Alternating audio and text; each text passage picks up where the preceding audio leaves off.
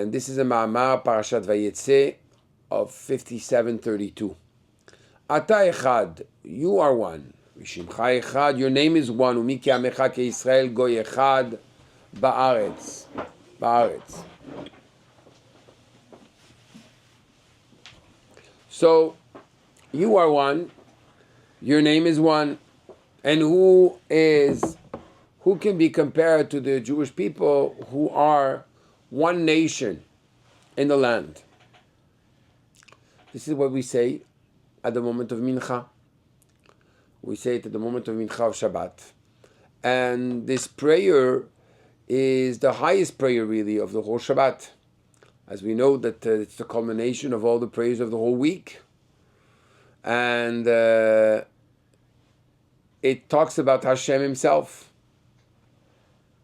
So the Mittler Rebbe, which was born and passed away on the 9th of Kislev, liberated from jail on the Yud Kislev, explains that in this we are explaining all the levels of the world of emanation, the world of Atzilut, as well as what is above Atzilut. And all the levels which are within the link chain of Hashem's revelation to the world, and the levels which are above that. But in order to get to that, the Rebbe is now going to go into Parashat Vayetze. In Parashat Vayetze, we find that Yaakov Avinu is going to rest after studying for 14 years in the yeshiva of Shem and Ever. He is going to rest, and as he rests, he sees in his dream a ladder. But before he rests, he finds a bunch of stones. And he brings the stones together, and these stones suddenly form one stone. And when he wakes up, and he sees in his dream that he was really in the place of the Holy Temple, he decides to make a monument out of this stone, call it Bet Elokim, the house of Hashem, and Vaitzok Shemen al Rosha, to put oil, to anoint it with oil. And then he says, if God is going to be with me, right, I will do this, and so on and so forth. So, there's a lot of questions why things occurred in that specific way. How this is going to be a Bet Elokim, why only then? As well, what exactly does it mean it's going to be a Bet Elokim? It's going to be something that's going to add within the name of Hashem, which is Elokim. And as a result, Hashem, Yud Ke Vav Ke, is going to be for me Elokim. What's above nature is now going to be for me Elokim. What does that mean? As well, we ask the question,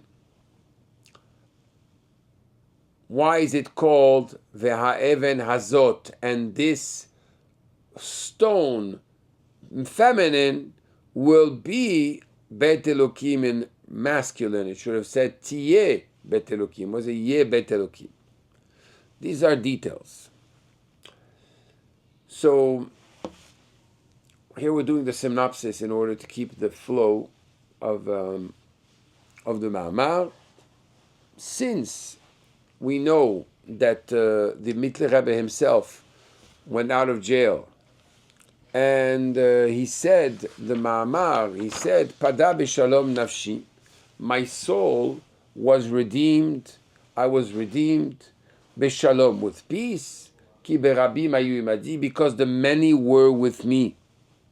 We know that this too is what the Alter Rebbe, as he was reading the day of Tehillim, was liberated on a Tuesday, and he was reading the Tehillim for Tuesday, the way the Tehillim is divided for the week. And as he got to the Pasuk, Pada b'shalom nafshi, this is the moment that he got liberated.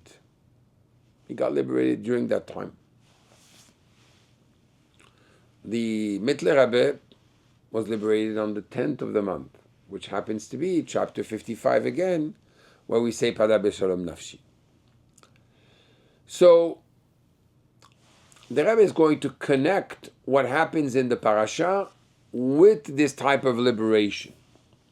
Says, what exactly are we talking about? That there was a p'diyah, there was a redemption with peace. Because really there could be a redemption through war.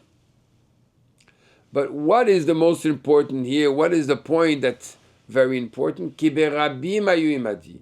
The many were with me. The commentaries explain that many people prayed for David HaMelech and therefore he got liberated. He got saved. So the Rebbe wants to make a connection and say, one second. Ki berabim hayu imadi, right? Rabim hayu imadi is just like what happened to the stone. At the beginning there were 12 stones, right? And then they became one stone. From fragmentation, it formed one unity. And that's what we say in the Tefillah of Atta Echad. Umi ke Yisrael goy echad ba'aretz. Who is like your nation Israel, which is one nation in the land. Which means even in the physical things of the land, they are one. And here the Rabbi explains that this whole fragmentation in which we live, right? Because we live in a world which is pluralistic. Everything is, there's so many facets. It's multifaceted with so many things. That's why, by the way, Elokim, the name that has the numerical value for the word Hateva, nature, is nature. It's plural. Elokim. Not like Amonai, which is my God, my master, right? The power of that gives life and brings the world into existence, which is one. But rather Elokim is the multiplicity, the multifaceted aspect of Hashem through the different facets of nature. So he says that the purpose is that it should be Echad, that all of this should be one. And the same thing when it comes to Atem nitzavim hayom kulechem. Then the Rebbe is going to take another pasuk where we see multiplicity, and really, it really brings us to oneness. You are all standing here before me today. Which is talking about Rosh Hashanah. And then it divides it. It says, Rashichem shiftechem kol ish Yisrael. The heads and the heads of your tribes. And then it's going to say, Tapechem neshechem, then your children and your women. And then it says, Vegerecha, the stranger, which now has become a convert, Bekerev machanecha, within you. So what exactly are we talking about? So the Rabbi will go and explain, Rashichem shiftechem, really all these 10 levels refer to the 10 sfirot, to the 10 different aspects which are in the world of Atzilut. You have the heads, which is Chokhmah and Bina, wisdom and understanding. And then you have Tapechem, you have the children, which don't have that big understanding, but rather the aspect of Midot, right? It's the different Midot, the different feelings, which receive less light than this, than the brain, Chokhmah and Bina.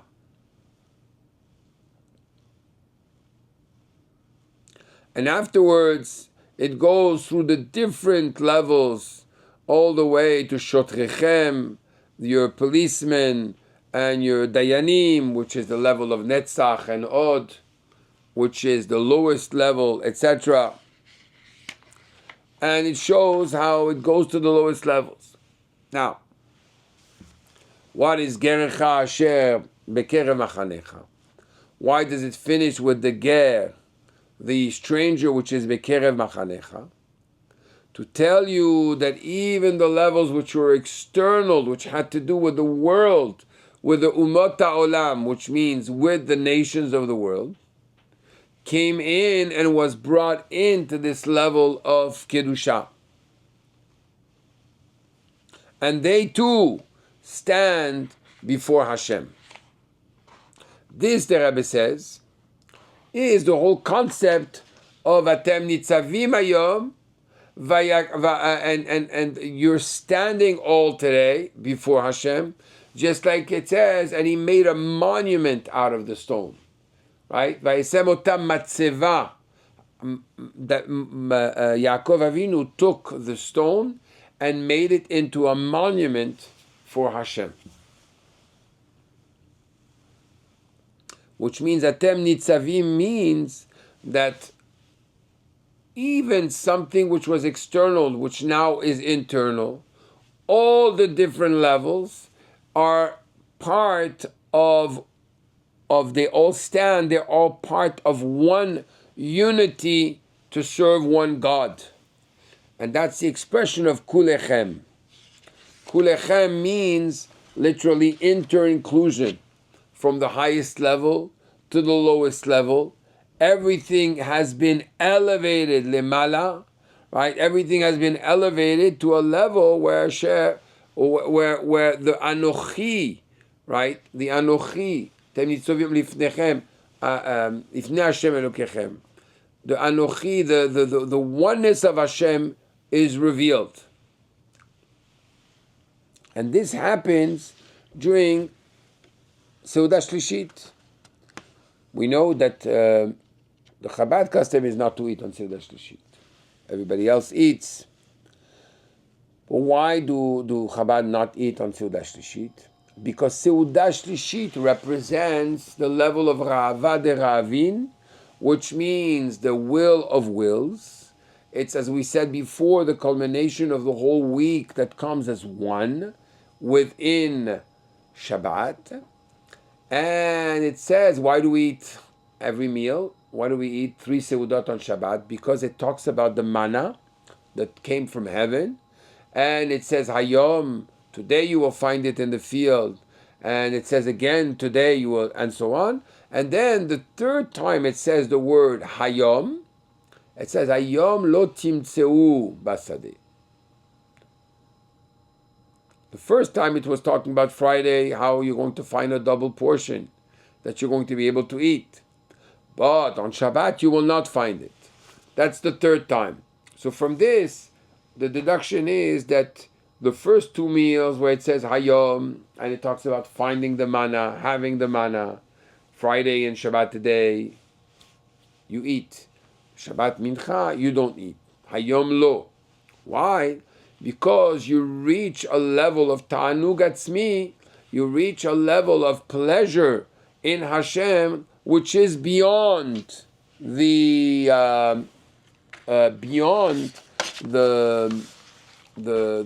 pleasure of eating, the ta'anug of food,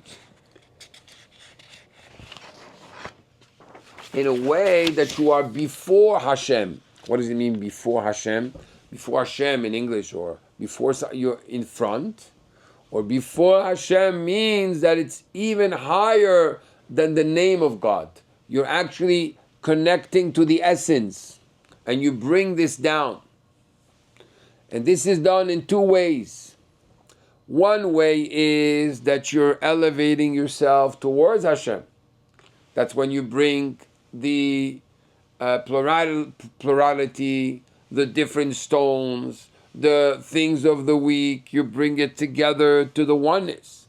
And then there's the way that Hashem is going to reveal himself and permeate every aspect. That's why in the stone there are two things that happen. One thing is the gathering of the stones together and they form one stone. That's our effort from below to above. And then there is the way that he put the oil, he anointed the stone, and that is from above to below, how it permeates it completely in order to create a complete unity. That's what it says afterwards. Ve'aven azot yebet Elokim. This house will be the house of Hashem, of Elokim, which means this which I included, even the sparks from outside, as we said, the different levels, even the ger, the one that came from outside, from the nations of the world, and now became one, right? Through this, there's going to be a higher level. I'm going to make a house for Hashem down here. And this is the purpose of Hashem. The ultimate purpose of the creation is that he should have a home down here. And then the Rabbi will continue and say that it's interesting to note that the way the Mittler Rebbe passed was a little like Rabbi Shimon Bar Yochai. When did he pass? He passed while he was saying Torah, and he said, Ki imecha mekor chaim, with you is the source of life. Which means your essence, right, the source of life is secondary to your essence, right? And this is the moment of oneness that he had with Hashem. At the moment of his passing, he was talking about the oneness we have with Hashem. Just like concerning Rabbi Shimon Bar Yochai, it says, Echad katira et katarna, I became one with Hashem. And we know that the Mittler Rebbe, the Alter Rebbe, was the level of Chokhmah, of wisdom. The Mittler Rebbe was Bina, which is basically taking the Chokhmah, the wisdom, and developing it. So he took Chassidut and developed it in a great, with great abundance. And we know that Bina is connected to Keter, to the crown. So in the great abundance of spreading Chassidut and teaching Chassidut, you're able to reach the highest level, the level of Keter. So this is basically a summary of the Maamar. I decided for this Maamar to do it this way because the line is difficult a little to follow. What is the point of practicality for every single one of us? What do we learn today? We find ourselves many times asking ourselves that we want to be close to Hashem. Everyone wants to be close to Hashem, even the one that says that he doesn't want to be close to Hashem. We all want to be close to Hashem. And sometimes we might think that the way to be close to Hashem is to abandon this world, to escape. Let's take an escape.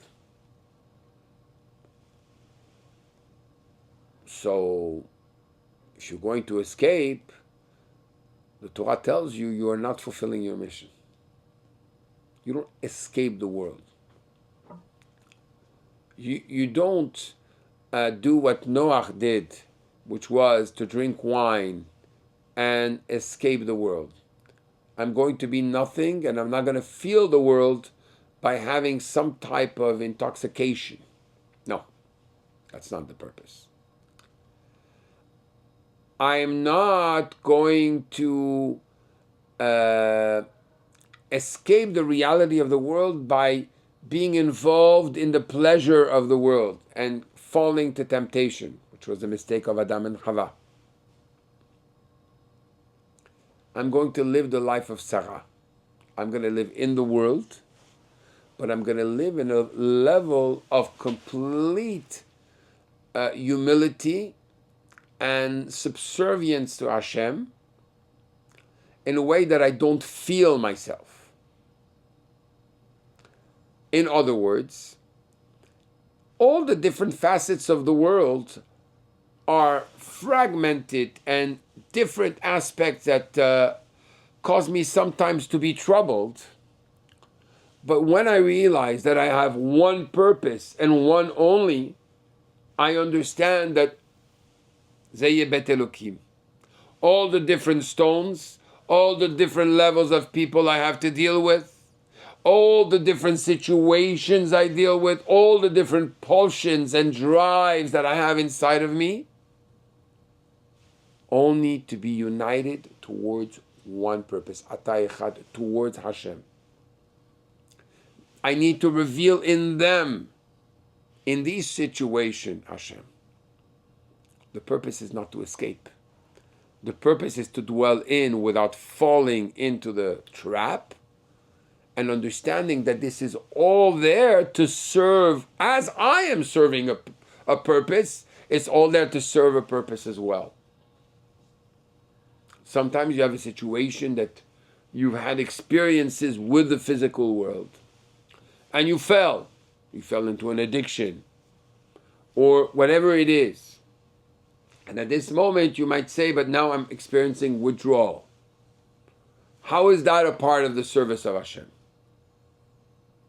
It's part of the service of Hashem because within the withdrawal that you are feeling, you have to understand what caused you to want to be intoxicated and start this addiction, whether it's gambling or drugs or alcohol, or whatever it is. The purpose of the withdrawal is to understand that the withdrawal you're having is a withdrawal towards Hashem. The intoxication of this world, what you got intoxicated was a way to escape the world. So you're not withdrawing from the escape of the world. You're withdrawing from the desire that you had that drove you to try to escape the world. If you understand what I'm saying, if I'm making it myself clear. Which means now you have to look at the source. That's the Atta Echad. Atta Echad, the word Echad, just like we say Shema Yisrael Hashem Elokeinu Hashem Echad, is Aleph, is the master of the universe.